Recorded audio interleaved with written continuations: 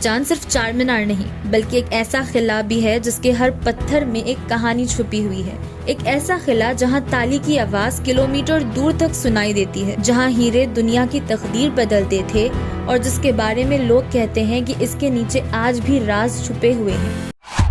میں ہوں عرشیہ صابری اور آپ دیکھ رہے ہیں داستان وراثت.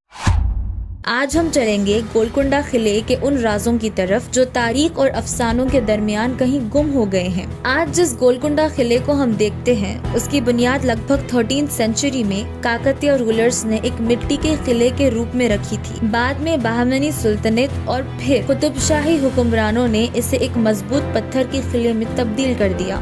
16 اور 17 سینچری تک گولکنڈہ ڈکن کی سب سے طاقتور سلطنتوں میں شامل ہو چکا تھا. اس کی دیواریں صرف دشمنوں سے حفاظت نہیں کرتی تھی بلکہ ایک امیر سلطنت کی کہانی بھی بیان کرتی تھی. گولکنڈہ کا سب سے مشہور راز اس کا ایکوسٹک سسٹم ہے. اگر آپ فتح دروازے کے نیچے کھڑے ہو کر زور سے تالی بجائیں تو اس کی گونج قلعے کے سب سے اونچے حصے بالا حصار پیولن تک پہنچ سکتی ہے. اس زمانے میں یہ ایک سیکیورٹی سگنل تھا. گیٹ پر موجود سپاہی ایک تالی سے اوپر بیٹھے حکمرانوں کو خطرے کی خبر بھیج سکتے تھے. یہ کوئی جادوئی قوت نہیں تھی بلکہ اس دور کی شاندار انجینئرنگ کا نمونہ تھا. گولکنڈہ صرف ایک قلعہ نہیں تھا، یہ دنیا کے سب سے مشہور ڈائمنڈ ٹریڈ کا مرکز بھی تھا. کوہی نور اور دریائے نور جیسے مشہور ہیرے اسی علاقوں کی خانون سے نکالے جاتے تھے. ان ہیروں نے بادشاہوں، سلطنتوں اور دنیا کی سیاست تک کو متاثر کیا. اسی لیے اس وقت گولکنڈہ دولت اور شان کی مثال بن گیا تھا.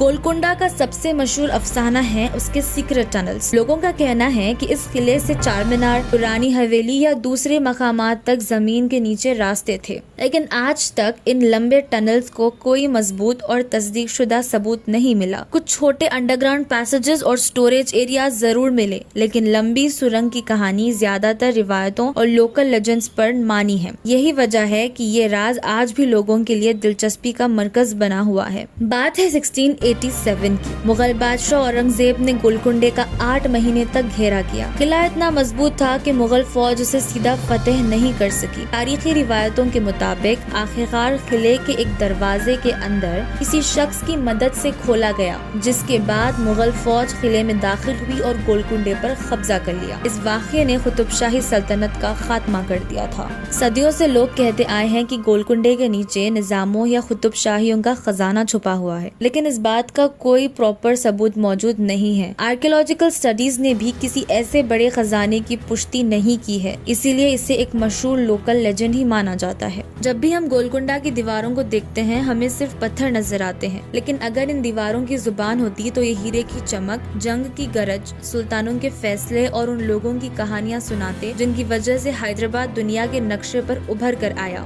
گولکنڈہ ایک قلعہ نہیں، ایک زندہ تاریخ ہے اور اس تاریخ کے کئی صفحے ابھی بھی پوری طرح نہیں پڑھے گئے. تو ملتے ہیں آپ سے اگلی ویڈیو میں ایک نئے کانسیپٹ کے ساتھ. تب تک اس ویڈیو کو لائک اور شیئر کریے اور چینل کو ضرور سبسکرائب کریے.